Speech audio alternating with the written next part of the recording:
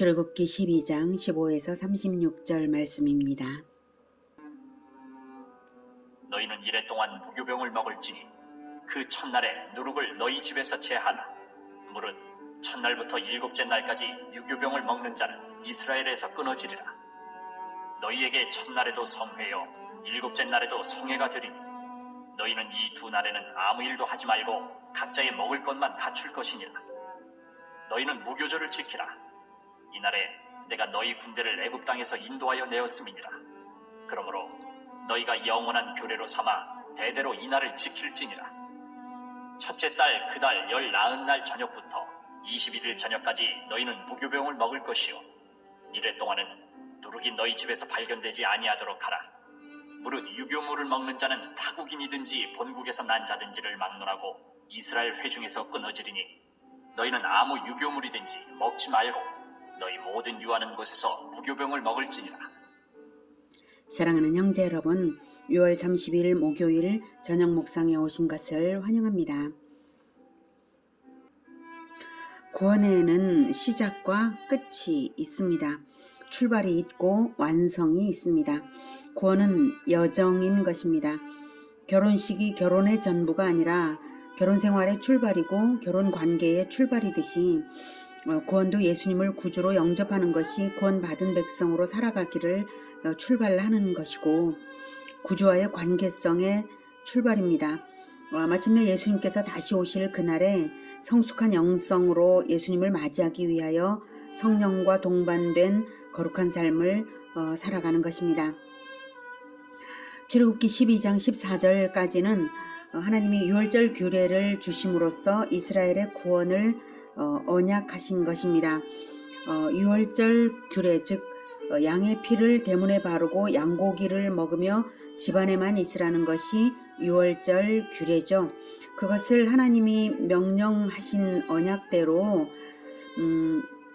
이스라엘이 행하여서 장자의 죽음에서 구원을 받았고 유월절 규례를 행하지 않은 애굽의 모든 집은 장자의 죽음 재앙을 당했습니다.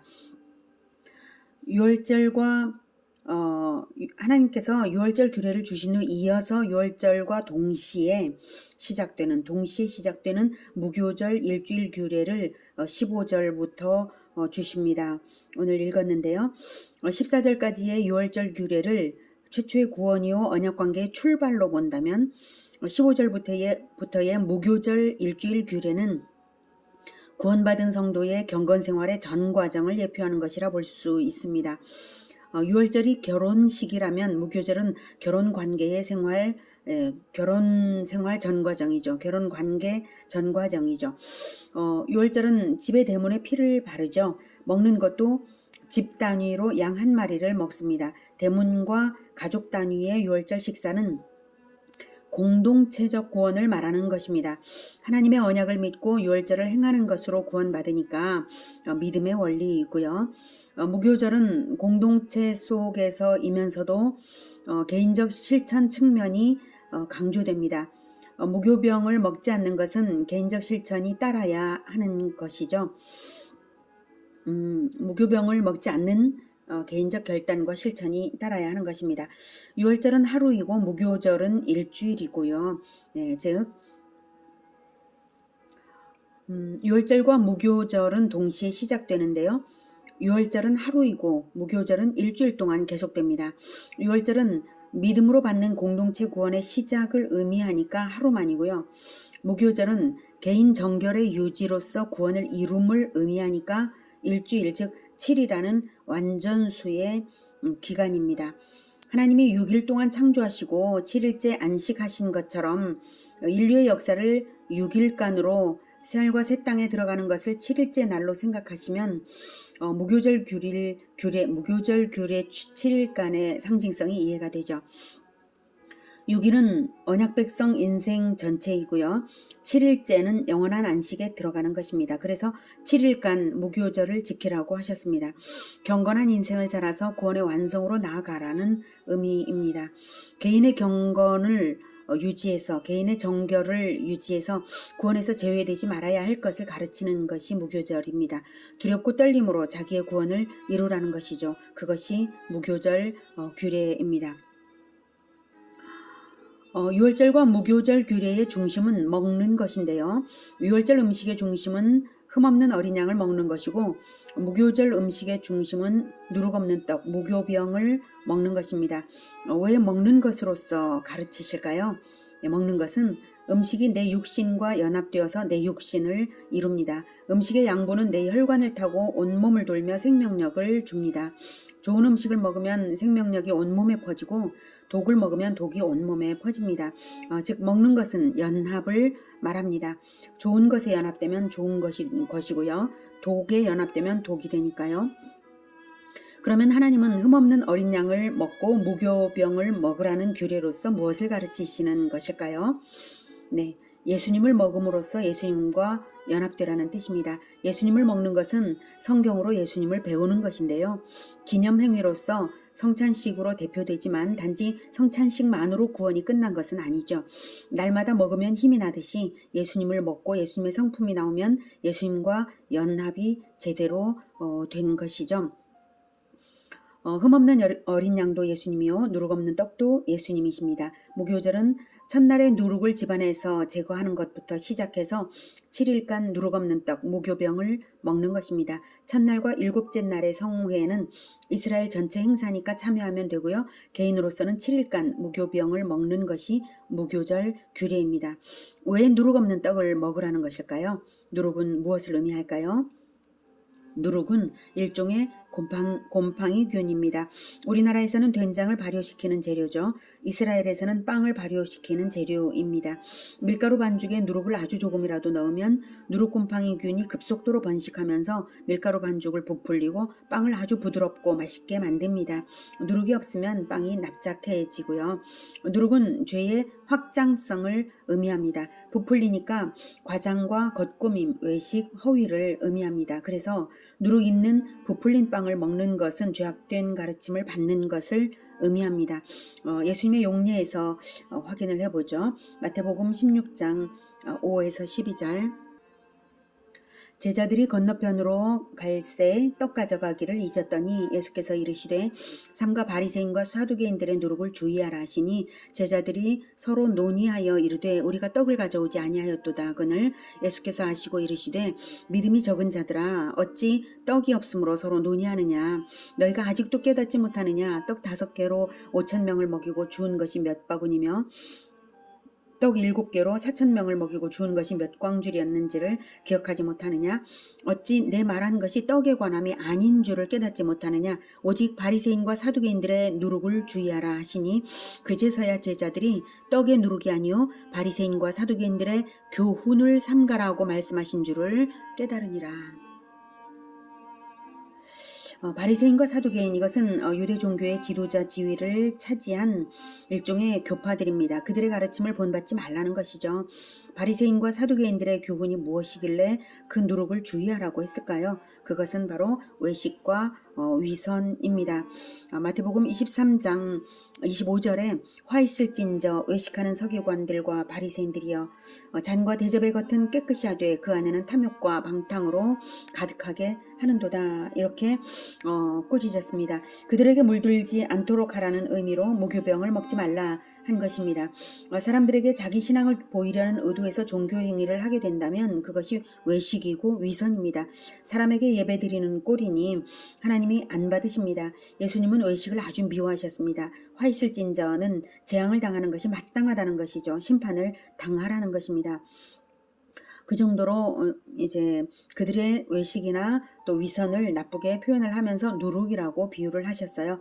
누룩이 아주 소량일지라도 짧은 시간에 확산되어서 엄청난 크기로 전체를 부풀리는 성질인 것을 생각할 때에 아주 작은 죄악이라도 내버려두면 금세 그렇게 된다는 것이 바로 누룩의 교훈입니다. 그래서 무교절에는 미리 집안에서 누룩을 완전히 제거해서 눈에도 보이지 않게 하는 것부터 시작이 됩니다.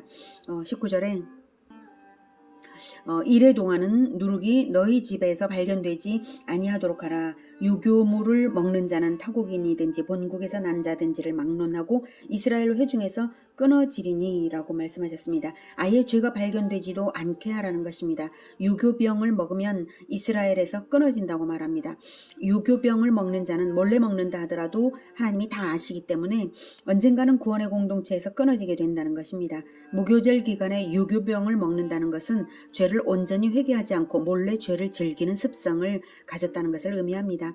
회개가 없이는 구원이 없습니다. 그리고 몰래 죄를 즐기다가는 결국 회개심 자체를 잃어버림으로 언젠가는 구원에서 떨어져 나간다는 것입니다. 끊어진다는 것은 당장에 심판하지는 않는 것이죠.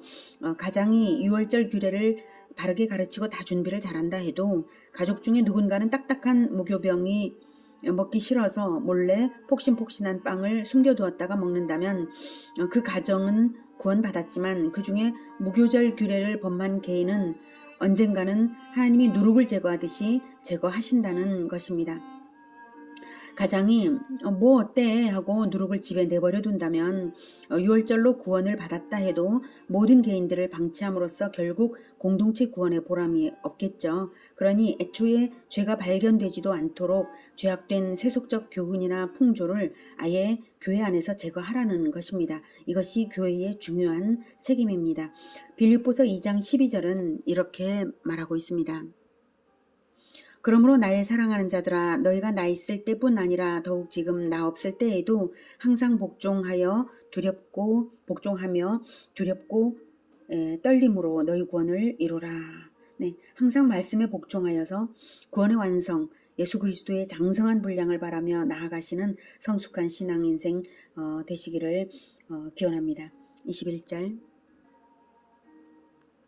모세가 이스라엘 모든 장로를 불러서 그들에게 이르되 너희는 나가서 너희의 가족대로 어린 양을 택하여 유월절 양으로 잡고 우슬초 묶음을 가져다가 그릇에 담은 피에 적셔서 그 피를 문 인방과 좌우 설주에 뿌리고 아침까지 한 사람도 자기 집 문 밖에 나가지 말라. 여호와께서 애굽 사람들에게 재앙을 내리려고 지나가실 때에 문 인방과 좌우 문설주의 피를 보시면 여호와께서 그 문을 넘으시고 멸하는 자에게 너희 집에 들어가서 너희를 치지 못하게 하실 것임이니라.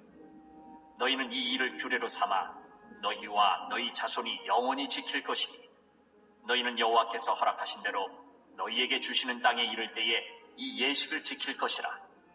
이후에 너희의 자녀가 묻기를 이 예식이 무슨 뜻이냐 하거든 너희는 이르기를 이는 여호와의 유월절 제사라. 여호와께서 애굽 사람에게 재앙을 내리실 때에 애굽에 있는 이스라엘 자손의 집을 넘어사 우리의 집을 구원하셨느니라 하라. 하매 백성이 머리 숙여 경배하니라. 이스라엘 자손이 물러가서 그대로 행하되 여호와께서 모세와 아론에게 명령하신 대로 행하니라. 네, 21절에서 28절까지는 첫 유월절 규례를 모세가 이스라엘에게 전달하자 이스라엘이 순종하여서 실행한 것을 말하고 있습니다. 여기서 중요한 포인트는 26, 27절인데요.